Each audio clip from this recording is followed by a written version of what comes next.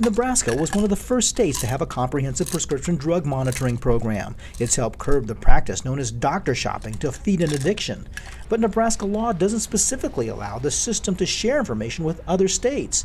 So someone from Omaha could easily cross the river and seek medications in Iowa.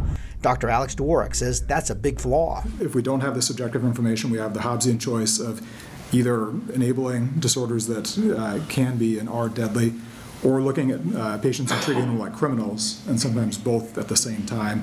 Senator Sarah Howard introduced LB 556. It would allow interstate data sharing as well as permitting the drug monitoring information to be directly logged into a patient's electronic health records, saving time. So that people aren't crossing state lines and picking up a medication in Iowa and then running over to Nebraska. The issue is personal to Howard. Her sister died 10 years ago from a prescription drug overdose. She and her mother, former state Senator Gwen Howard, helped pass the monitoring system and strengthen it over the years. Nebraska currently has one of the lowest opioid death rates in the country. Even now I think about if we could have done something differently, if we had known more about what this was. A number of health organizations lined up to support the measure.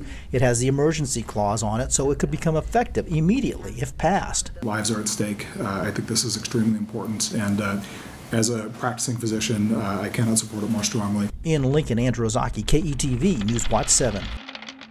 So currently, Nebraska is one of 6 states that does not share prescription drug monitoring data with other states.